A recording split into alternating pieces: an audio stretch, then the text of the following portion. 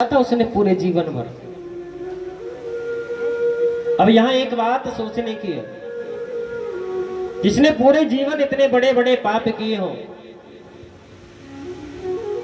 और अंत में मृत्यु उपरांत पिशाच बन गया हो,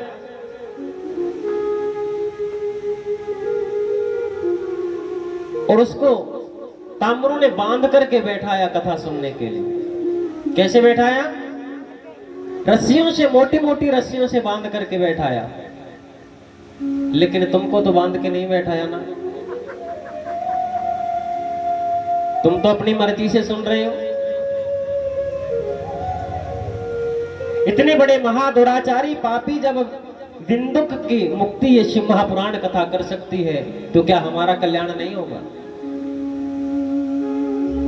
हम तो पिशाच नहीं है ना, हम तो जीते जागते प्रेत हैं। प्रेत हो? हाँ भर रहे हो। सभी जीते जागते हैं, हम पिशाच नहीं है, कोई प्रेत नहीं है।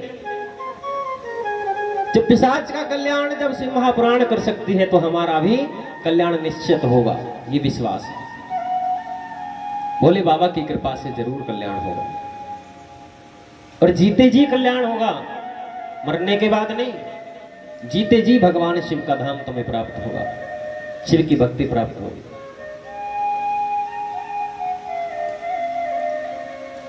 अब यहां इतनी कथा सुनने के बाद शौनक आदि ऋषियों ने एक बहुत सुंदर प्रश्न किया कि हे सूत जी महाराज, ये पिशाच कौन बनता है, प्रेत कौन बनता है? सूत जी महाराज ने बताया कि ऋषियों, जो अल्प मृत्यु में इस संसार से चला जाए, अल्पायु में जिसकी मृत्यु हो जाए, जो अकाल मृत्यु मरे, वो प्रेत बनता है। जिसने जीवन भर पाप कर्म किए हो, वो अंत समय में पिशाच बनता है।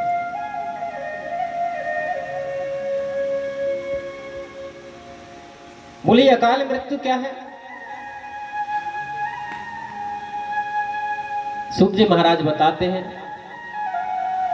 कि अकाल मृत्यु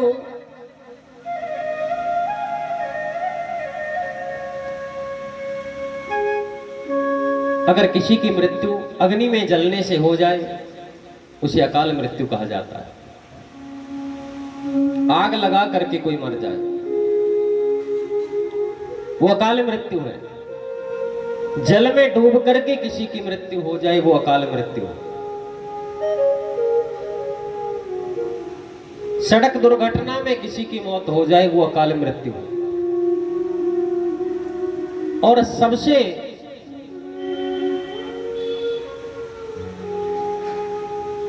दोषयुक्त जो मृत्यु है, वो चौथी श्रेणी की मृत्यु है, जिसे आत्महत्या कहा जाता है।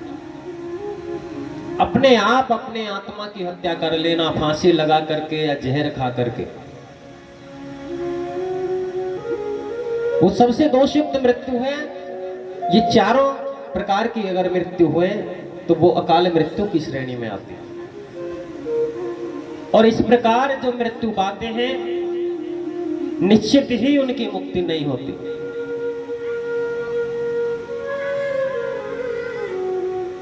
अब प्रश्न ये किया कि उनकी मुक्ति के लिए हमें क्या करना चाहिए? तो श्री सूत जी महाराज कहते हैं कि अगर हमारे पूर्वज हमारे वंश में अकाल मृत्यु को प्राप्त हुए हैं, तो हमें उनकी मुक्ति के लिए, उनके कल्याण के लिए जीवन में एक बार संकल्प करके श्री शिव महापुराण या श्रीमद् भागवत महापुराण, इनकी कथा अपने उन पितरों के निमित्त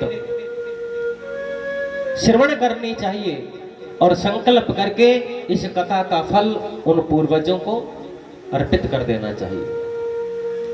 इस कथा के प्रभाव से, इसके फलस्वरूप निश्चय ही उनकी प्रेत योनि से मुक्ति मिलेगी, पिशाच योनि से उनका कल्याण हो जाएगा, और उन्हें भगवान के धाम में स्थान मिलेगा।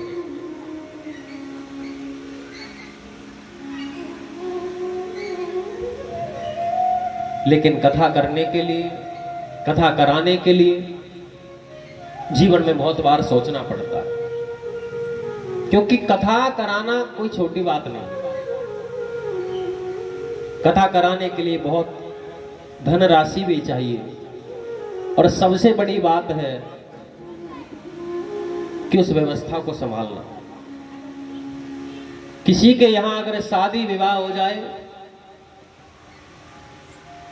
एक दो दिन की बात होती है विवाह की, तो एक दो दिन में व्यक्ति इतना बावला हो जाता है, वो खाना पीना सब भूल जाता है। जब घर में ब्याह शादी हो, हमने देखा है माता बहन, बेटा बेटी के, जिनके बेटा बेटियों की शादी होती है, वो खाना तक नहीं खा पाते, इतने व्यस्त हो जाते हैं, खाना पीना सब भूल जाते हैं, बोल बोल के गला बैठ जाता है। चारों तरफ इधर उधर भटकते रहते हैं, घूमते रहते हैं, कहीं कोई काम खराब ना हो जाए, कुछ बिगड़ ना जाए। जब तक बेटी विदा नहीं हो जाती तब तक कमर सीधी नहीं कर पाती, इतना समय नहीं मिल पाता है कई बार उनको। तो ये तो 2-3 दिन की बात होती है, लेकिन कथा 7 दिन या 9 दिन की होती है। तो इतनी बड़ी व्यवस्था को संभालना भी बहुत बड़ा धर्म का कार्य है, बहुत हिम्मत का काम है। यहां अभी जो कथा चल रही है, इसमें आप सभी को पता है, इस व्यवस्था को जो संभाल रहे हैं, इसकी बागडोर को जो संभाले हुए हमारे गुप्ता जी हैं, शर्मा जी हैं। सुबह से शाम तक खाना खाते, नहाते धोते, बस यही चिंता में पूरा दिन निकल जाता है, रात गुजर जाती है कि महाराज जी आए तो हैं बरसाना राम से, लेकिन महाराज जी प्रसन्न होकर के जाने चाहिए, खुश होकर के जाने चाहिए। और इतना मैं महाराज जी के लिए कर दूं कि महाराज जी याद रखें कि हम 55 सेक्टर में गए थे, ऐसी इनकी भावना होती है। लगे रहते हैं बेचारे रिश्तेदारी में, यारी दोस्ती में, सबसे कहते हैं कथा हो रही है, आओ सुनो और इसमें कुछ ना कुछ सहायता करो, योगदान दो। तो इसे कहते हैं व्यवस्था को संभालना। तो भगवान की कथा कराना बहुत बड़ी बात है, लेकिन जीवन में जैसे भी परिवार के साथ मिलकर के, रिश्तेदारों के साथ मिलकर के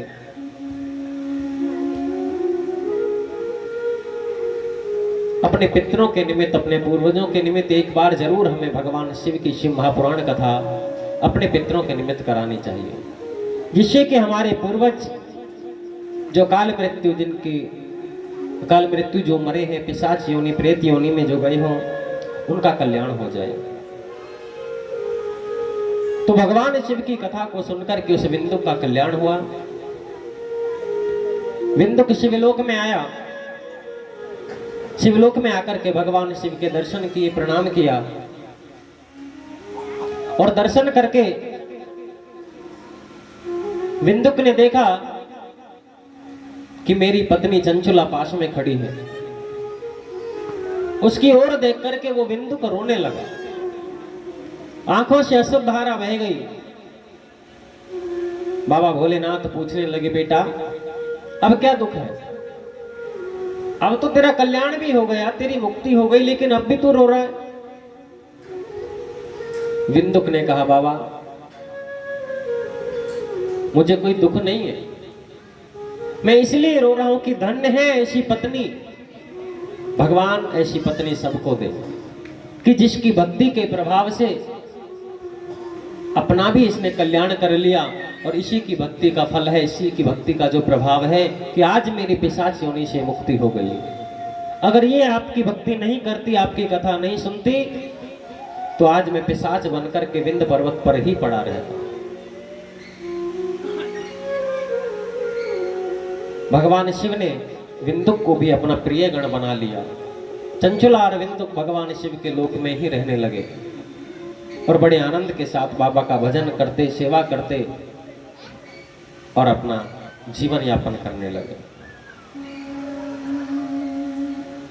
एक बार जयकारा लगाएंगे बड़े भाव से। बोलिए शंकर भगवान की जय। तुम जयकारा बोलने में कंजूसी बहुत करते हो।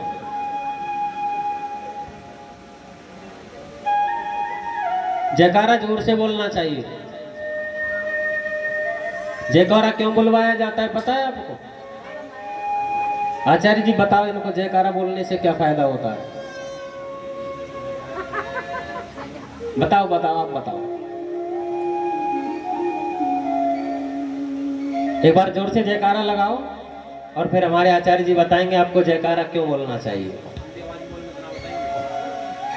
एक बार सभी जयकारा बोलेंगे। बोलिए शंकर भगवान की। ऐसे नहीं बताएंगे, जोर से बोलना पड़ेगा। जैसे जो जयकारा मैं बोल रहा हूँ ना जोर से, ऐसे ही आप बोलिए। माइक से बोल रहा हूँ मैं अकेला ही तो बोल रहा हूँ माइक से, लेकिन आप तो कितने बैठे हुए हो। दोबारा बोलेंगे। बोलिए शंकर भगवान की। देखिए महाराज जी जयकारा क्यों बुलवाते हैं पता है आपको? जो हमारे अंदर पाप होते हैं, जो पाप होते हैं, और जब हम जयकारा बोलते हैं तो पाप के साथ, जयकारे के साथ वो पाप बाहर निकलते हैं। और बाहर निकलते हैं तो फिर कहां जाते हैं? जब जाने की नहीं पता, जो नहीं बोलता, भगवान की कथा में बैठा हुआ है और जयकारा नहीं बोला, उसके सर पर चले जाते हैं। ऐसा नहीं करें। इसीलिए भगवान का जयकारा जब भी महाराज जी बुलवाएं तो जोर से बोले। जितना जोर लगा के बोलोगे उतना ही आपके लिए लाभदायक है। और जब भजन कीर्तन हो, भजन हो, तो उसमें ताली बजानी चाहिए। मैया पतराने लग गई, अब देख पतराने लग गई। इसीलिए जयकारा बोलिए, दोबारा बोलिए। बोलिए शंकर भगवान की। हाँ, आगे से ध्यान रखेंगे। जब भी महाराज जी जयकारा बुलवाएं, जब भी महाराज जी जयकारा बुलवाएं तो जयकारे में कंजूसी नहीं करें। अपने सर पर पाप को नहीं लें। भगवान की कथा में आए हुए हैं और पाप लेकर जाए तो क्या अच्छी बात है? नहीं, जयकारा बोलेंगे जोर से। हाँ, श्री राधे श्याम। ये शरीर तुम्हारे साथ नहीं जाएगा, इस शरीर से थोड़ी मेहनत भगवान के लिए भी क्या करो। अभी घर में लड़ाई हो जाए, सास बहू की इतने जोर जोर से चिल्लाएंगे, पूरा मोहल्ला इकट्ठा हो जाएगा। लेकिन भगवान के जयकारे की जब बात आए तो बिल्कुल आवाज नहीं निकलती।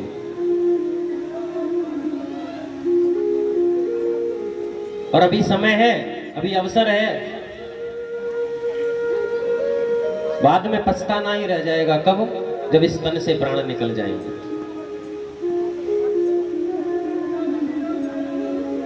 अपने मन को समझाओ और मन से कहो क्या? ओ पापी मन कर ले भजन, ओ पापी मन कर ले भजन, बाद में प्यारे पछताएगा। पिंजरे से पंछी निकल जाएगा जब, पिंजरे से पंछी निकल जाएगा जब, पिंजरे से पंछी निकल जाएगा जब, पिंजरे से पंछी निकल जाएगा। ओ पापी मन कर ले भजन, ओ पापी मन कर ले भजन, बाद में प्यारे पछताएगा जब, पिंजरे से पंछी निकल जाएगा जब, पिंजरे से पंछी निकल जाएगा जब, पिंजरे से पंछी निकल जाएगा जब, पिंजरे से पंछी निकल जाएगा। माते बिहारी लाल की।